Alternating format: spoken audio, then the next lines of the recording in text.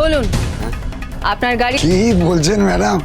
আমার গাড়ি কখন কার কাছে ভাড়া যাচ্ছে আরে আমি কি সব জানতে পারি? না না, তা আপনি কি করে জানবেন? তবে একটা দুটো নয়, আপনার অনেকগুলো গাড়ি হারাধন সরকারের কাছে ভাড়া খাটে। বেশ মোটা টাকার ব্যবসা হারাধন সরকারের কাছ থেকে আপনার ট্রাভেল কোম্পানিতে যায়। তাহলে আপনি আর হারাধন সরকার রাইভাল হলেন কি করে? Objection your honour. প্রমাণ চাই তো? আছে আমার কাছে।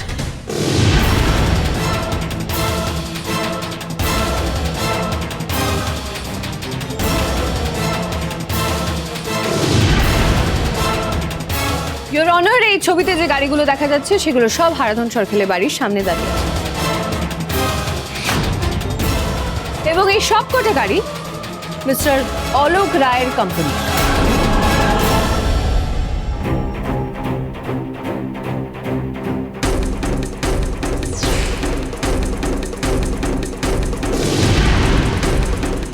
সমর হারাধন সরকারের বাড়িতে কি করছে?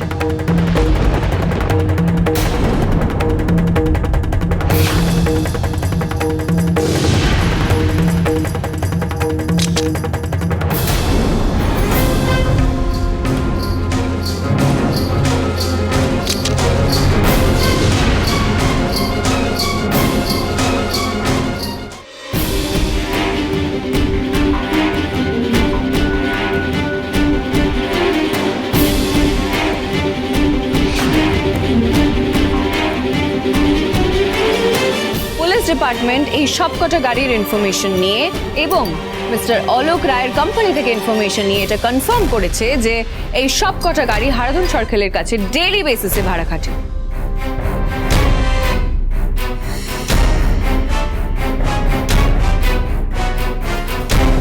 ইওর অনার, এই ফাইলে হারাধন সরকারের সাথে অলোক রায়ের ব্যবসায়িক লেনদেন ও ব্যবসায়িক সম্পর্কে সমস্ত ইনফরমেশন আছে।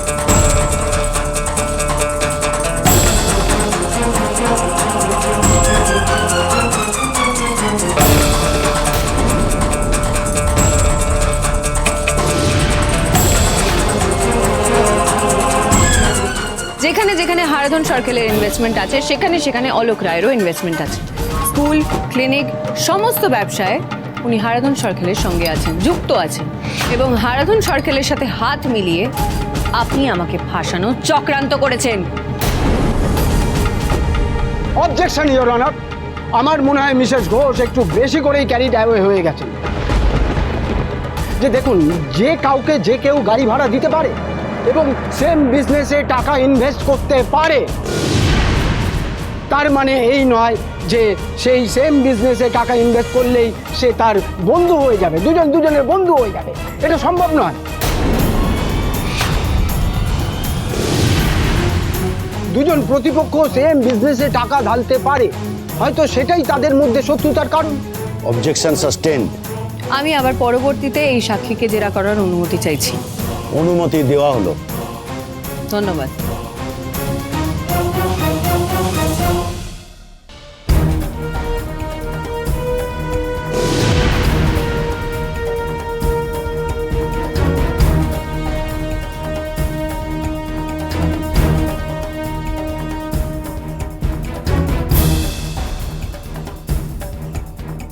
ইওর অনার, এখানে অলোক রায় বলে গেলেন তিনি ঐশানী ঘোষকে সরাসরি টাকা দেননি। তিনি টাকা দিয়েছিলেন ঐশানী ঘোষের একটি লোককে। তা আমি পরবর্তী সাক্ষী হিসাবে তাকে একটু ডেকে পাঠাতে চাই, যাকে ঐশানী ঘোষ পাঠিয়েছিল অলোক রায়ের কাছে টাকা আনানোর জন্য। সমর দত্ত।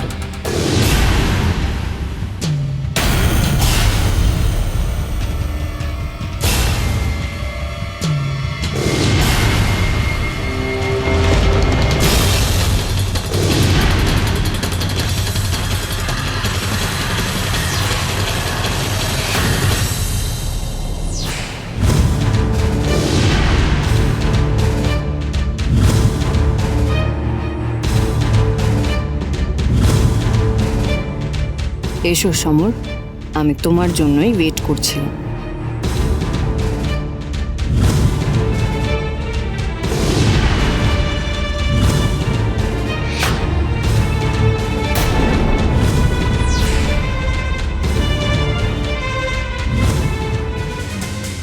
বলুন, যা বলিব সত্য বলিব, সত্য বই মিথ্যা বলিব না। যাহা বলিব সত্য বলিব, সত্য বই মিথ্যা বলিব না।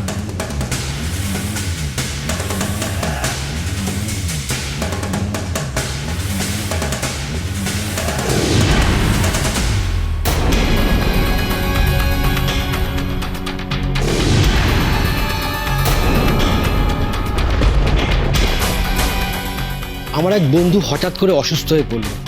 ওর তো কেউ নেই।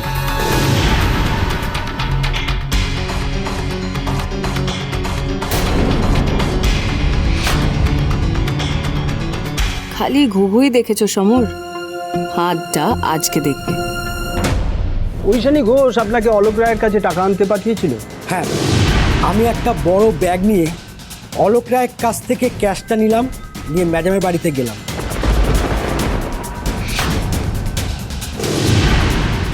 স্যার, ও তো টাকা মিথ্যে কথা বলছে। ঐশানীকে ব্যাপারটা ডিল করতে দাও। ম্যাডামের শ্বশুর মশাই আমাকে বলল যে ম্যাডাম নাকি বলেছে ব্যাগটা ওনার ঘরে রেখে আসতে,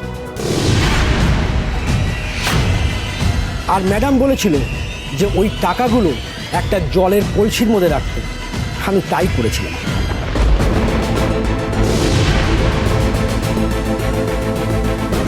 ইওর অনার, ঐশানী ঘোষ শুধুমাত্র টাকা নেয়নি, তিনি নিজের একজন স্টাফকে ব্যবহার করে ওইখান থেকে টাকা আনিয়ে নিজের বাড়িতে লুকিয়ে রেখেছেন, এবং টাকাটা তো পুরোটা ঐশানী ঘোষের বাড়িতে পাওয়াই যায়, এবং এর থেকেই প্রমাণ হয় ঐশানী ঘোষ একজন দোষী। সুতরাং এরপর কি আর কোনো সাক্ষী প্রমাণের দরকার আছে? প্রমাণ তো হয়েই গেল। ইওর অনার, সাক্ষীকে আমার এখনো জেরা করা হয়নি। অবশ্যই, কিন্তু তাতে কিন্তু আপনার অপরাধটা লুকাতে পারবেন না।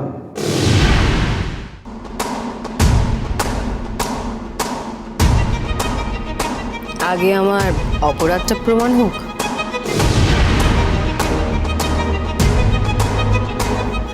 সমর, আমি তোমাকে অলোক রায়ের কাছ থেকে টাকা আনতে পাঠিয়েছিলাম। হ্যাঁ, কখন? যেদিন হারাদন সরকারের বাড়িতে পুলিশি অভিযান হলো তার আগের দিন রাতে। বাহ, তোমার আর মিস্টার অলোক রায়ের বয়ান হুবহু মিলে যাচ্ছে। Very good. টাইমটা মনে আছে? কটার সময়? ওই 8টা সাড়ে 8টা হবে। গুড। হারাধন সরকারকে ধরতে যাওয়ার আগের দিন রাতে তোমার এক বন্ধু হঠাৎ করে অসুস্থ হয়ে পড়ায় হারাধন সরকারের বিরুদ্ধে পুলিশি অভিযানে তুমি থাকতে পারো না। তুমি ডিপার্টমেন্টকে তাই জানিয়েছো? হ্যাঁ তোমার বন্ধুর খুব সিরিয়াস কন্ডিশন ছিল। হ্যাঁ। তাকে তুমি কখন হসপিটালে অ্যাডমিট করেছিলে? কটার সময় অ্যাডমিট করা হয়েছিল? আসলে জমে মানুষে নিয়ে টানাটানি করছিল তো, তাই টাইমটা খেয়াল নেই। তোমার বন্ধুকে কখন হসপিটালে অ্যাডমিট করেছিলেন? টাকাটা নেওয়ার আগে না পরে? আগে। না না, পরে পরে। আই রিপিট, টাকাটা নেওয়ার আগে না পরে তুমি তোমার বন্ধুকে হসপিটালে অ্যাডমিট করেছিলে? পরে। বন্ধুর খবরটা শুনে তো বাড়ির দিকে ছুটে গিয়েছিলাম। টাকাটা তখন কোথায় ছিল? টাকাটা আমি আমার বাড়িতে লক করে রেখে গিয়েছিলাম। সমর, তুমি আমার নাম করে একজন ব্যবসায়ীর কাছ থেকে 20 লক্ষ টাকা ক্যাশ তুলে এনেছো, সেটাও একটা অপরাধ, আশা করি তুমি জানো। সেটা তো ম্যাডাম আপনার কথাতেই। হ্যাঁ, আমার কথাতেই তুমি যদি সব কাজ করে থাকো তাহলে সেদিন রাতে তুমি আমাকে একবারের জন্য জানাওনি কেন যে তুমি টাকাটা পিক আপ করে এনেছো? আবার তোমার বাড়িতেও রেখেছো। তুমি সেদিন রাতে একবারের জন্য আমাকে ফোন করে জানাওনি। ম্যাডাম, আমার ফোনের চার্জ চলে গেছিল। কখন ফোনটা চার্জ চলে গেল? ওই যে বাড়িতে আসলাম, টাকাটা লুকিয়ে রেখে এসে। ফোনটা চার্জে বসালে না কেন? বাড়িতে তো চার্জার ছিল। কেন বসালাম না? ওই যে বন্ধুর খবরটা পেলাম তো, পেয়ে ছুটে চলে গেলাম।